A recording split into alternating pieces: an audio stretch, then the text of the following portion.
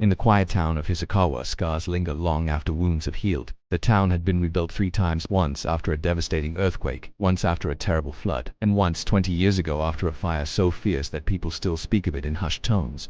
Even now, burnt brick walls stand as silent monuments between new buildings, and every spring, the wind carries a faint, inexplicable smell of ash. At the edge of this town lives Toru Kagami, a 31-year-old craftsman. His hands are skilled with wood and stone, repairing the old houses that time has worn down. But his conversations are short, his presence often met with a heavy silence, because everyone in Hizukawa remembers one thing about him. Toru was the only child to survive the Great Fire.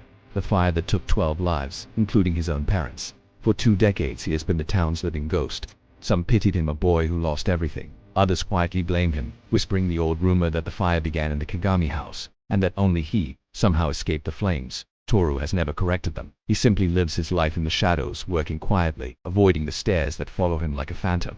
Then, one autumn afternoon, a stranger arrives. Her name is Rina Shirage, a journalist from Tokyo. She's creating a documentary series on old, unsolved disasters, and the Hizukawa fire has captured her interest. 12 deaths, no confirmed cause, and a child survivor who has never spoken publicly. It's a story buried deep, and she is determined to unearth it.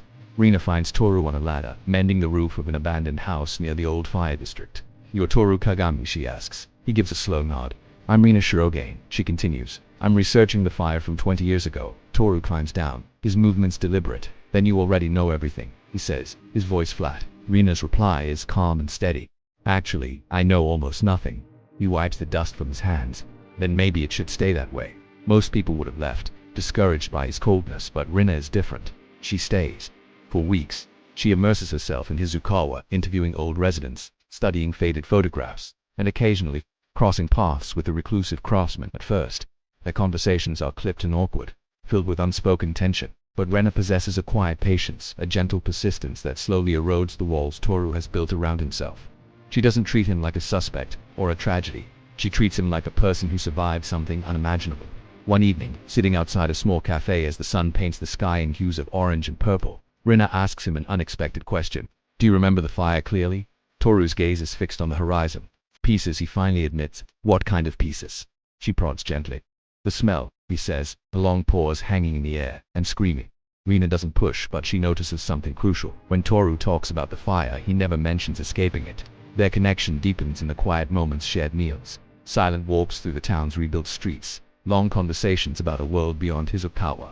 For the first time in 20 years, Toru feels something he thought was lost forever, a sense of peace, and it terrifies him. For someone who has lived so long with ghosts, happiness feels like a temporary visitor, one that will surely leave him behind. One night, drawn by the story, Rina visits the ruins of the old Kagami house. The building is long gone, but the stone foundation remains, a skeleton on the charred ground. As she stands there, she rereads the archived fire reports and notices a chilling detail. The fire didn't start in the kitchen, or from faulty wiring. The official report noted the origin point, the child's bedroom, Toru's bedroom. The next day, she confronts him, her voice gentle but firm. "Toru, do you know where the fire started?" He looks at the ground, unable to meet her eyes.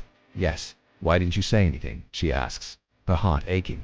"Because it doesn't matter." "It does," she insists. "No," he says, his voice barely a whisper. "It only matters if you believe someone is innocent." The weight of his words hangs between them.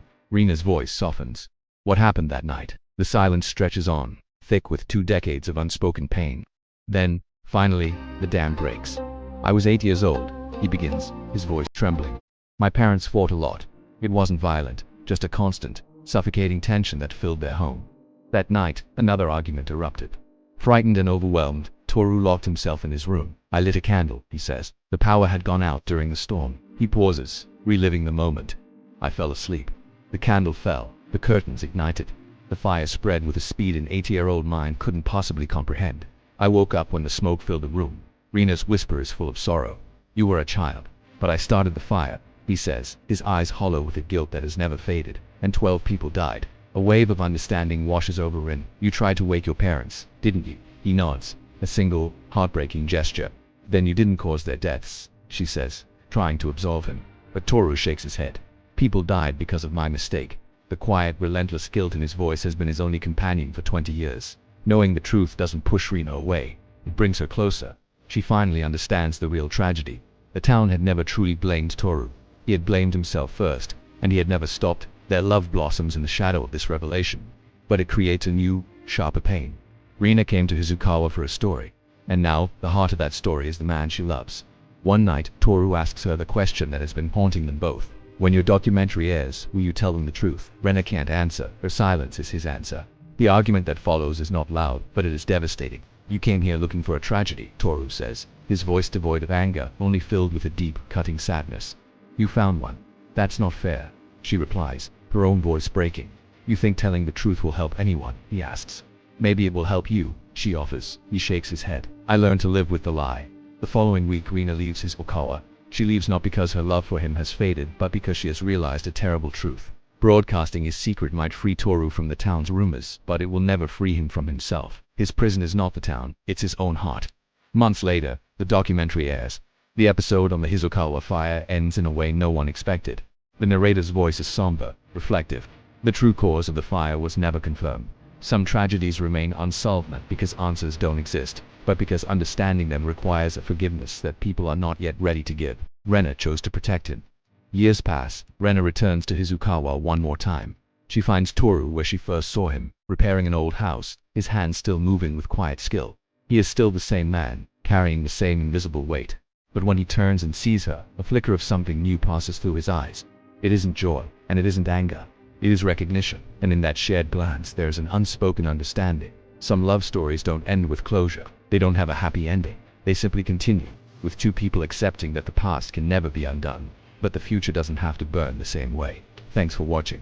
If this story moved you, please like, share, and subscribe for more.